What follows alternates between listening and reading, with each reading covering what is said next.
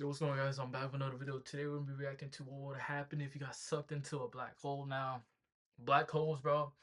All I know is that all I know about black holes is that they suck a lot of stuff inside of it. Pause. But like, not even like can escape it. So if you manage to get like trapped into like the black hole's orbit or whatever, you're screwed, bro. It's Scariest, GG's. strangest, and most horrifying objects in our universe. So what if I threw you into one? And I mean that. Einstein is said to have described these beasts as where God divided by zero when he predicted their existence. He didn't even really believe that they existed in our universe. But we found them. So let's do it. Let's send you on a journey, plunging into a black hole, and watch how the laws of physics begin to break down and some of the most mind-blowing phenomena occur. Now, as you watch this video, Well, the I need universe you is to like remember so just interesting, one bro. thing. Because like legit, This is not what we science normally fiction. think of physics and This stuff, is the real universe just like physics, blows and that at out of times proportion, it bro. might be hard to believe, And does like crazy but I can stuff prove like black it. holes and stuff. Are you ready? When massive, extremely dense stars get to the end of their lives, they collapse and leave behind nothing. There is no surface to walk on, no physical surface to touch. What it creates is known as a black hole. singularity, a single mysterious point in space-time that is said to have infinite density and therefore infinite gravity. Einstein's general But how do we know that? Like, how we can't even measure infinite. We can't even fathom what infinite is. So how do we know it has infinite density and infinite mass? theory of relativity really gives us one revolutionary idea. Gravity is not a force acting on objects. It's simply just space-time itself, bending as a result of an object's mass. It completely explains how we are in orbit around the sun, and perhaps more interestingly, why black holes are even black. Like I said, when you are looking at this black hole, there is no physical black surface out there in space. The singularity hidden inside is simply so dense that space-time is warped so much that it creates a well with vertical walls. This makes it impossible for anything, even light, to escape. Because to escape something with this much gravity would require you to go faster than the speed of light, Damn. which we both know is impossible. We can't even reach the speed of light, bro. So it's, yeah, I think we can reach the speed of sound though, because we've broken the sound barrier. Einstein looked at this result, he wasn't convinced that nature would allow something this ridiculous to exist. In 1939, he published a paper arguing that this idea of a star collapsing into a singularity was not convincing and didn't really occur in our universe. Ironically, that very same year, Oppenheimer, published a paper alongside fellow physicist Hartland Snyder that predicted stars really could collapse under their own gravity into a black hole. The best part about black holes is that anything can become one, and I mean that. Wait, so like Earth itself can also become a black hole? Like if the planet just like decided to collapse on itself? Literally, even you. Carl Schwarzschild, a German Wait, I can become a black hole? Hey, yo. physicist, was the first one to discover an exact solution to Einstein's field equations. It's kind of simple and beautiful in a way. This is really just saying that any object of mass m, whether it's a star, a planet, or a little human, can become a black hole if it gets squished to fit inside this Schwarzschild radius r. Let's take our sun for example. If you squished all the mass in the sun down into a sphere with a radius of just 3 kilometers, you would get a black hole. What about the Earth? Well, that would be a sphere with a radius of around 9 millimeters, about the size of a marble. A human, on the other hand, would have to be squished down so unbelievably small, much smaller than even a proton. But if you did become that small, you would be a black hole. I just want to quickly thank the sponsor of today's video, Odoo. Odoo is an all-in-one store. Just click the link. I think it's finally time we send you into a black hole. But which one should we pick? We could pick a small one like this, but that seems boring. Let's go bigger. What about these behemoths?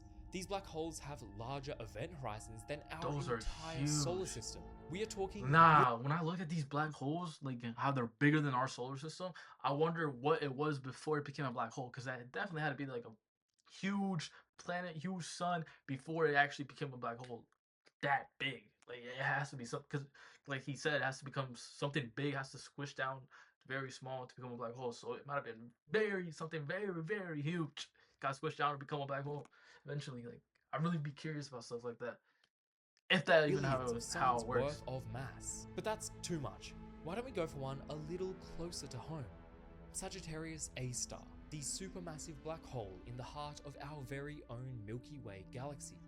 You are orbiting it right now, and it's one of only 2 black holes that we have taken a picture of. Let's assume that you and I fly out there and park the spaceship 1 trillion meters away from the event horizon. We are going to send you out towards the black hole, and while you freefall in, I will stay on board the spaceship and watch. But here is the key fact. General relativity tells us the way time is experienced by a person near a black hole can be drastically different because space-time is so intensely warped by the black hole. We saw that in Interstellar. So to keep track of time, we give you a special watch that will tell you how long has passed from your perspective and from my perspective back on the ship. We sync the watch and away you go on your journey for the black hole. As your journey begins, you see the distant monster rapidly consuming material, causing it to be superheated due to friction. This simulation would have taken more than a decade to run on your typical laptop. The disk in real life would be a bright blue or even white color, but in this case, it's been made orange for visibility reasons. You check your watch for the first time. Only 30 minutes has passed and you're about 0.1% of your way to the event horizon. So far, I've only gained 11 seconds back on the ship. Not too bad. Now we are getting closer. The curved spacetime around the black hole is causing all kinds of strange visual effects. Light rays from the sides and even behind the black hole are being bent around it before arriving at your eye. Let's check the time again. You've now been gone for 2 hours and you're 1.4% of the way there. I'm now 44 seconds ahead back on the ship.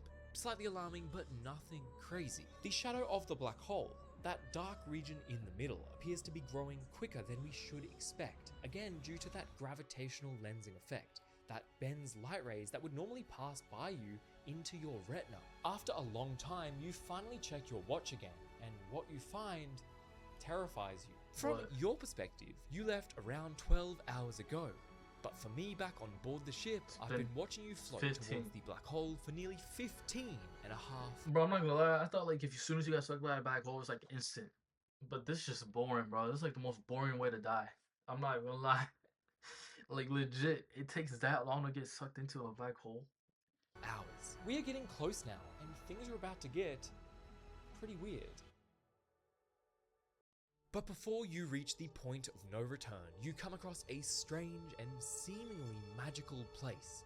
If you were frozen in time at this one special spot and looked around, you wouldn't believe your eyes. You have arrived at the photon sphere, maybe the strangest place in our known universe. This is a region of space around the black hole where gravity is perfectly balanced, such that light can actually orbit the black hole. Not matter emitting or reflecting light, just the photons of light themselves stuck in orbit. If this light moves tangentially to the black hole, it can orbit, but any tiny variations in its path will either cause the photons to fall into the black hole or simply fly off into space. Under these very specific conditions, if you just froze at the photon sphere and looked around, you would see mirror images of yourself looking away from you. You'd see a number of copies of the back of your head staring off into space. You are literally seeing yourself. Bro, you just see multiple. Bro, that's actually kind of tough. I'm not gonna lie. Actually stood right beside you. Wait, but why do the ones closest to the black hole seem to be red though?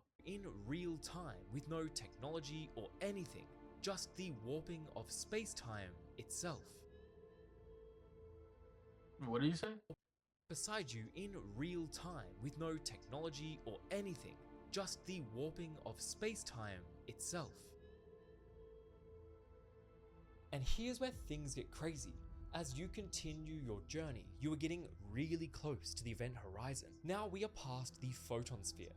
The black hole seems to be taking up more of your view than you would expect. It kind of feels like you're being swallowed by darkness. This is because the darkness is being warped around you.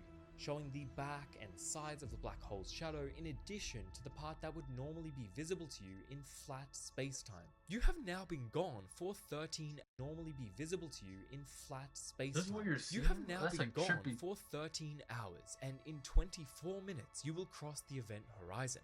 But from back on the ship, I've been watching your journey for nearly 20 whole hours now. 18 minutes later and you check again, and now I've been watching you for nearly 40 hours. The last 18 minutes for you lasted 18 hours for me. And finally, it's time. After just that's 6 actually more like minutes, you that's really interesting how like stuff like that is like that's generally time travel right there. Like legit, you're going. Yeah, it is time travel, right? Because time for you is going way slower than the time outside. So that's time traveling. cross the event horizon of the black hole. You close your eyes, take a deep breath, and look at your watch. But it seems to be broken. Infinite. It's saying I've been watching you fall in for Infinity. an infinite amount of time. But it's not broken. The physics is right. And I spent decades watching you slowly edge closer and closer and closer to the event horizon. Eventually, I see you become redshifted. This means I have to use an infrared telescope to even see you. I never get to see you cross the event horizon, even if I lived forever. The last 6 minutes of the journey for you literally lasts an eternity for me back on board our ship. I know this sounds like science fiction, like a complete... I'm gonna be honest, it does sound like science fiction. All this sounds like science fiction, but this is real, bro. And that's what's crazy about space is that we have stuff like this that just legit breaks all logic and reasoning, bro, that we know of. fantasy, but it's not. It jumps right out of Einstein's equations. Now you are inside the event horizon. So what happens here? Strangely, you'd actually have a pretty hard time knowing when you cross the event horizon itself. You can still look out into the universe, seeing distant stars and even seeing our ship floating out there in space. But all of that light, just like you, is entirely destined to head to the singularity now.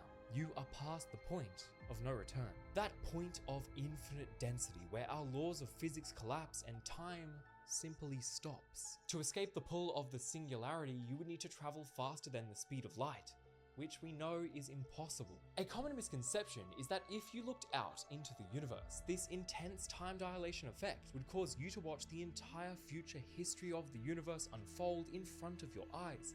But this is just not true. Due to an effect called aberration, as you get close to the singularity, you'll watch the outside universe get squished into this thin little ring. And finally, once you are close enough to the singularity, your feet would be stretched out in front of you, dislocating your body in a process known as spaghettification. You and the black hole are now one, wandering the universe together for eternity. Damn, bro. That's so crazy.